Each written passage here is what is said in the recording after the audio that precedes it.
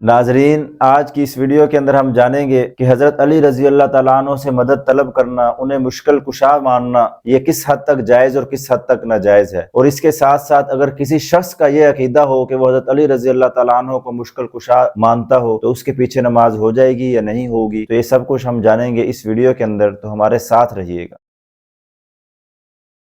مولانا صاحب، حضرت علی رضی اللہ تعالیٰ عنہ سے مدد طلب کرنا، انہیں مشکل کشا ماننا، حاجت روا تسلیم کرنا، یہ کیسا ہے؟ نحمده ونصلی علی رسولہ الکریم، اما بعد فاعوذ باللہ من الشیطان الرجیم، بسم اللہ الرحمن الرحیم، ایاک نعبد و ایاک نستعین، صدق اللہ العظیم۔ اللہ رب العزت نے قرآن مجید میں ارشاد فرمایا ہے کہ اللہ ہی کی عبادت کرنی چاہیے ہمیں اور اللہ ہی سے مدد مانگنی چاہیے۔ تو اسی طرح دوسری آیت مبارکہ ہے، امن یجیب المضطر اذا دعاہ ویکشف السوء ویجعلکم خلفاء الارض الہ مع اللہ، کون ہے جو مشکل کے اندر آدمی کی پکار کو سنتا ہے اور مشکلوں کو حل کرتا ہے؟ الہ مع اللہ، وہ اللہ کی ذات ہے، اللہ کے علاوہ اور کوئی نہیں ہے جو مشکل کشا ہو۔ احادیث کے اندر بھی آتا ہے اذا استعنت فاستعن باللہ، اس کا مفہوم یہ ہے کہ جب آپ مدد طلب کرو تو اللہ ہی سے مدد طلب کرو۔ اذا سألت فاسأل اللہ، جب آپ سوال کرو تو اللہ ہی سے سوال کرو۔ اب یہ قرآن اور حدیث کی روشنی کے اندر اللہ کے علاوہ کسی اور سے مدد طلب کرنا، چاہے وہ حضرت علی ہو یا کوئی نبی ہو، ولی ہو، پیغمبر ہو، کسی سے بھی مدد طلب کرنا جائز نہیں ہے۔ اگر ہم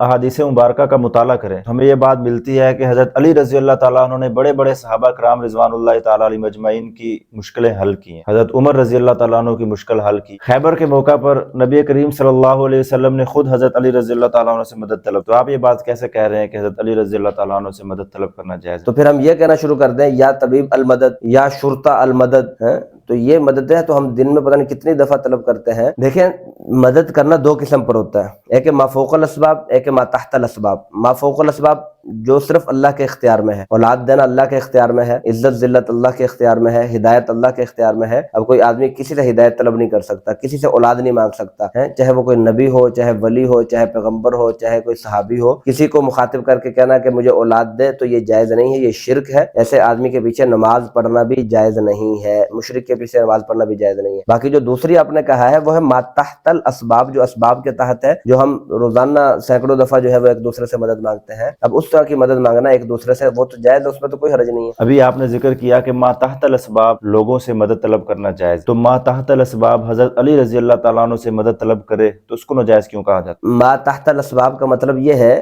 کہ جو انسان کے اختیار میں ہو۔ اب وہ اختیار کے لیے سب سے بڑی چیز ہے کہ بندے کا وہاں موجود ہونا۔ اب بندہ وہاں موجود ہوگا تبھی آپ اس سے مدد طلب کریں گے۔ آپ گھر بیٹھ کے تو نہیں ڈاکٹر سے مدد طلب کر سکتے، آپ پہلے ڈاکٹر کے پاس جائیں گے، ڈاکٹر موجود ہوگا پھر وہاں سے اس سے مدد طلب کریں گے۔ ہاں، آپ گھر بیٹھے تو نہیں شرطوں سے، پولیس سے مدد طلب کر سکتے، پہلے آپ تھانے جائیں گے، عدالت جائیں گے، پھر وہاں جا کر آپ ان سے مدد طلب کریں گے۔ اگر بندہ وہاں موجود ہی نہیں ہے، آپ گھر میں بیٹھے ہوئے ہیں، گھر میں بیٹھ کے اب وہ ڈاکٹر سے مدد طلب کر رہے ہیں، تو اس کو تو لوگ بے وقوفی کہیں گے۔ جب حضرت علی رضی اللہ تعالیٰ عنہ یہاں موجود ہی نہیں ہے تو پھر ہم ما تحت الاسباب بھی ان سے کیسے مدد طلب کریں، کیونکہ وہ یہاں موجود ہی نہیں ہے۔ ہاں، اگر کسی نے مدد طلب کرنی ہے حضرت علی سے تو حضرت علی کے پاس چلا جائے جنت میں، وہاں جا کے ان سے مدد طلب کر لے۔ ہم آپ کی بات تسلیم کرتے ہیں کہ حضرت علی رضی اللہ تعالیٰ عنہ سے مدد طلب کرنا جائز نہیں ہے، لیکن اگر کوئی شخص اللہ ہی سے مدد طلب کرے، حضرت علی رضی اللہ تعالیٰ عنہ سے مدد طلب نہ کرے بلکہ حضرت علی رضی اللہ تعالیٰ عنہ کو وسیلہ بناتے ہوئے یا علی مدد کہے، تو ایسا کہنا جائز ہے؟ دیکھیں، حضرت علی رضی اللہ تعالیٰ عنہ کے وسیلے سے مدد طلب کرنا جائز تو ہے، تو اس کے لیے الفاظ بھی ایسے ہونے چاہیے جو اس معنی پر دلالت کریں، ذو معنی الفاظ نہ ہوں۔ اب یہ جو آپ نے بولا یا علی مدد، اب اس کے اندر نہ تو کہیں وسیلے کا تذکرہ ہے اور نہ ہی کہیں اللہ رب العزت سے مدد مانگنے کا تذکرہ ہے، تو اس لیے